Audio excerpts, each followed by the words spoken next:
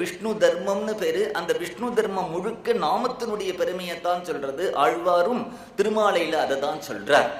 காவலிற் புலனை வைத்து கலிதன்னை கடக்க பாய்ந்து நாவலிட்டு உழி தருகின்றோம் நமந்தமர் தலைகள் மீதே மூவுலகு உண்டு உமிழ்ந்த முதல்வா நின் நாமம் கற்ற ஆவலிப்பு உடைமை கண்டாய் அரங்கமா நகருளானே.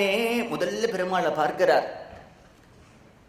நாம சங்கீர்த்தனம் எப்படி பண்ணணும்னு சொல்லும் பொழுது காவலிற் புலனை வைத்து கலி தன்னை கடக்க பாய்ந்து நாவலிட்டு உழி தருகின்றோம் நமந்தமர் தலைகள் மீதே. காவல்னா ஜாக்கிரதை. நல்ல காவல் போட்டிருக்கோம் இல்லையா? அப்ப காவலில் புலனை வைத்து 5 இந்திரியங்கள் இருக்கு இல்லையா? அந்த 5 இந்திரியங்களை ஜாக்கிரதையா அடக்கி கண்ணோ காதோ மூக்கோ இதெல்லாம் சரியான வழியில போகிறதா தவறான வழியில போகாம இருக்கான்னு ஜாக்கிரதைப்படுத்தி களி தன்னை கடக்க பாய்ந்து. களி அப்படின்னுட்டா பாப்பம்னு அர்த்தம். களி அப்படின்னுட்டா சனி அப்படின்னு ஒரு அர்த்தம். மகாபாரதத்திலேயே களியினுடைய அவதாரம் தான் துரியோதனன். அந்த துரியோதனன் என்ன பண்றான் அப்படின்னுட்டா திரௌபதியினுடைய வஸ்திரத்தை இழுத்து அவரை அவமானப்படுத்தணும்னு ஆசைப்படுறான். அப்படி ஒரு சம்பவம் நிகழறது. திரௌபதி யாரு அப்படின்னுட்டா அவ அக்னியிலிருந்து வந்ததுனாலே அக்னியிலிருந்து தோன்றக்கூடியது தெய்வம். தத்துவார்த்தம் சொல்றேன். துரியோதனன் களி, திரௌபதி அக்னியிலிருந்து வந்ததுனால தெய்வம்.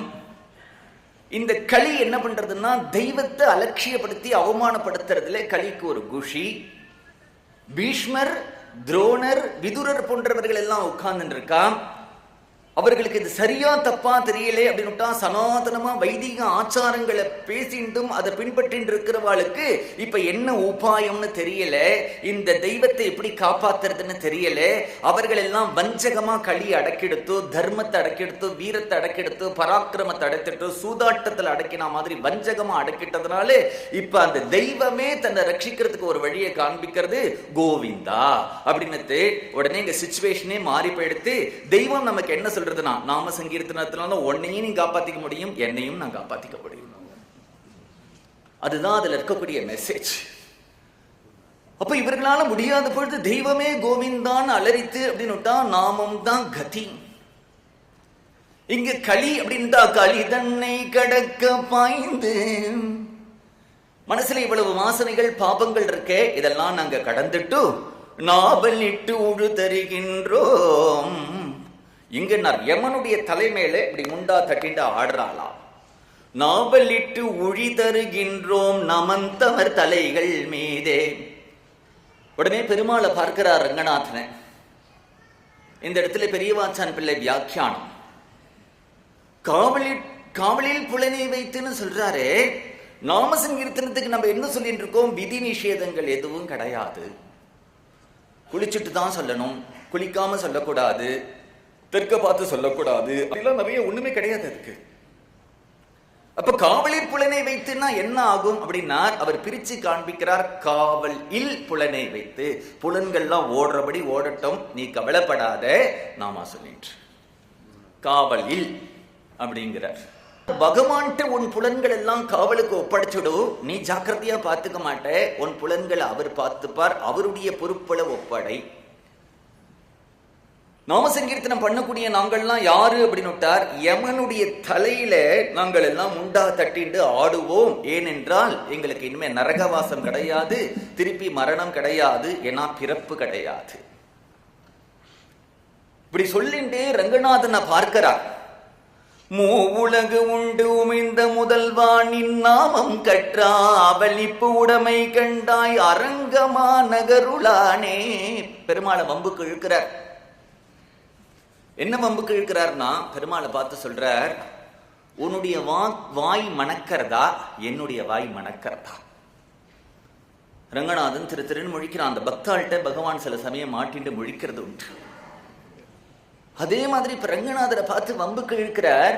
உன் வாய் மணக்கிறதா, என் வாய் மணக்கிறதான்னு. உன் வாயில சின்ன வயசுல மண்ணை சாப்பிட்ட நாடுறது, நான் நாமத்தை சாப்பிட்டிருக்கேன் இனிக்கிறது அப்படிங்கிறார். நீ யசோதை வீட்டில் இருக்கும்போது மண்ணுன்னா நீ சாப்பிட்ட, இல்லைன்னா புளிச்சு போன வெண்ணெய் பால் தயிர்னா சாப்பிட்ட. நானோ உன்னுடைய நாமத்தை சாப்பிட்டிருக்கேன். நாமத்தை நாமாமிருத்தமா இருக்கிறதுனால என்னுடைய நாக்கு தான் தித்திக்கிறது, என்னுடைய வாய் தான் மணக்கிறது அப்படிங்கிறார். கத்திரபந்தும் அன்றே பராங்கதி கண்டு கொண்டான் அப்படின்னு நாமகீர்த்தனத்தினுடைய ஒரு பெருமையை சொல்றார். இந்த சத்திரபந்துனுடைய சரித்திரத்தை சொல்லி ஆழ்வார் சொல்றார், ஐயோ இப்படி ஒரு பெருமாள், இப்படி ஒரு நாமா சொல்லு போரும் உனக்கு வைகுண்டம் கொடுக்கறேங்கிறான்.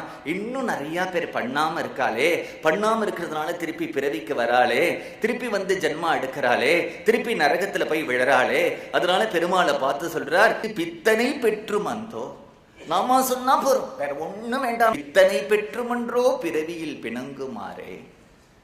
இப்படி ஒரு சுலபமான வழியை மகான்கள் காண்பிச்சும் நான் வரமாட்டேன்னு அடம் பிடிக்கிறாளே, அவளை என்னத்தான் சொல்றது?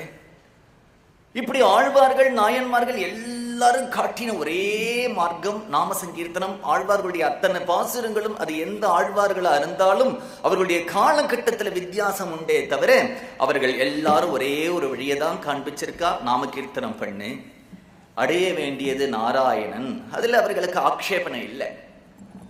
தமிழ்நாட்டில் தோன்றின பகவன் நாம போதேந்திராலும் சதா சர்வ காலமும் ராம ராம ராம ராம ஏக நாமத்தை தான் ஜபம் பண்ணிட்டு இருந்தார். திருவிசனூர் இருந்த ஸ்ரீதரியாவால் சதா சர்வ காலமும் சிவ சிவ சிவ சிவ ஜபம் பண்ணிட்டு இருந்தார். சத்குரு சுவாமிகளும் ராமநாமத்தை ஜபம் பண்ணிட்டு இருந்தார். இவர்கள் எல்லாம் ஏக நாமத்தை தான் ஜபம் பண்ணினான். நாம சங்கீர்த்தனம் அப்படின்னுட்டா அந்த நாம சங்கீர்த்தனத்துல நம்ம பலவிதமான பாடல்கள்ல பாடுறோம் இல்லையா, அதை ஜாக்கிரதையா பாடணும். ஜாக்கிரதையா பாடல அப்படின்னுட்டா அந்த பாடல்களுடைய பாவங்கள் நம்முடைய மனசுல வரல அப்படின்னுட்டா அது ஒப்பிக்கிற மாதிரி ஆயிடுறது. வேற ஒரு லாங்குவேஜை கத்துண்டு அந்த லாங்குவேஜோட வேர்ட்ஸை யாரையோ ப்ளீஸ் பண்றதுக்கு நம்ம சொல்ற மாதிரி ஆயிடுறது. யாரோ ஒருத்தர் இருக்கார், என் முன்னாடி வந்து நிற்கிறார், அவரை முன்ன பின்ன எனக்கு தெரியாது. யாரோ என்கிட்ட நீ வந்து இவரை உனக்கு ரொம்ப பிடிச்சிருக்கு அப்படின்னு சொன்னியானால் உனக்கு 1000 ரூபாய் கொடுப்பேன் அப்படின்னு சொன்னா 1000 ரூபாய் எனக்கு கொடுக்கறதுனால அவரை நான் ரொம்ப பிடிச்சிருக்கு அப்படின்னு இட்ஸ் ஒன்லி வேர்ட்ஸ் அப்படிங்கிறத தவிர என்னுடைய மனசுலேருந்து பாவம் இல்லையே.